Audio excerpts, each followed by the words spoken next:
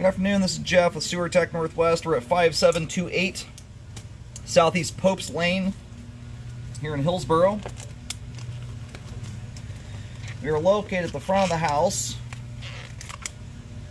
just to the right of the front doorway. That's as you face the front of the home from the street. That's how I describe everything. We've got two ABS cleanouts right next to each other. Both are 3-inch diameter.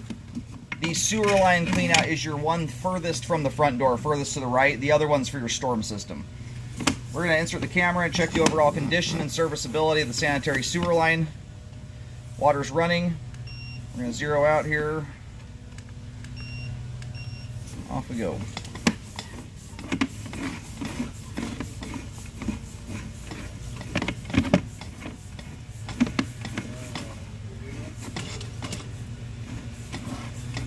Clean sewer line right out of the gate. I think I might have some hot water running. That's why the line's a little steamy.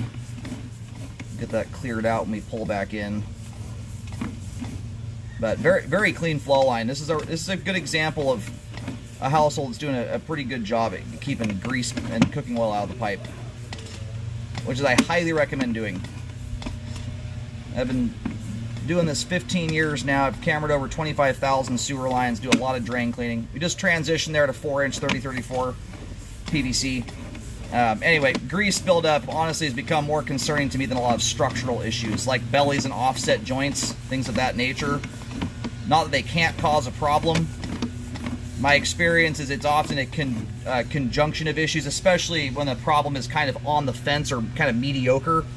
Grease buildup is a very common culprit that exacerbates a lot of things that would never cause a problem into something that can. It just makes your line sticky. It slows down the movement of debris. Stuff hangs up that otherwise wouldn't.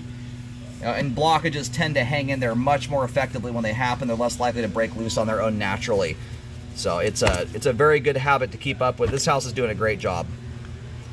I like to point it out when people are doing things right.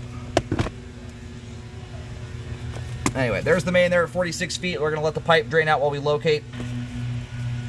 Alright, located the camera head. Line terminates out on Southeast Popes. A tiny little bit of water still trickling off there, but anyway, kind of the general route the line takes. The line jaunts towards the driveway.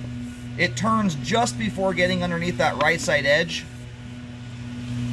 And the only driveway I think it even crosses underneath is the very far edge of the driveway skirt. It's where the driveway flares out to a skirt shape. I'll put a little diagram on the report. But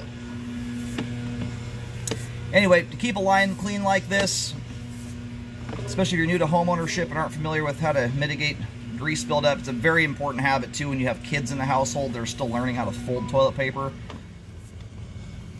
If you've got enough grease or oil on your pans, if you turn that pan sideways like you're going to pour it off the pan, if there's enough on there that it runs off in beads or worse, that's when you want to do something about it. And real quick, you have the world's tiniest belly right here at the transition. It runs from 27 to 28 feet. That thing's got about a 1/16 of an inch of water in it. That is light years and galaxies away from repair worthy there. Anyhow, what you want to do is let your pans cool down, wipe them out with a paper towel or pour it off into a garbage, what have you, after it's cooled. And or when it's hot, you can put it in something that can handle high temperature, like a metal coffee can I've seen people use. Something that's not going to melt. But that mitigates the vast majority of everything. A thin little coating of PAM spray, for instance, is not a big deal. Hot water and soap handles that.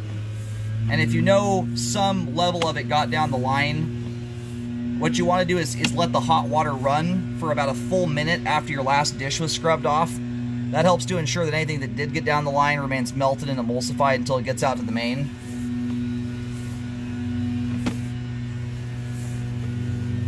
Alrighty, we're going to go and reel the camera out of the line here. Good flow all the way out to the main lateral connection. All the pipe we just scoped there, all of it is clean, flows well. The only settling issue is, I can only even call it that from a very hyper-technical standpoint. A belly that's a foot long with a 1/16 of an inch of water has essentially no bearing on functionality at all. And for reference, I don't even consider repairs on bellies until there's at least an inch of water without any water running at all for a minimum of 5 feet. And a belly like that, I still won't recommend a repair on it unless it's right up against the house or underneath it. Anyway, nice looking line there. It is functioning properly at this time.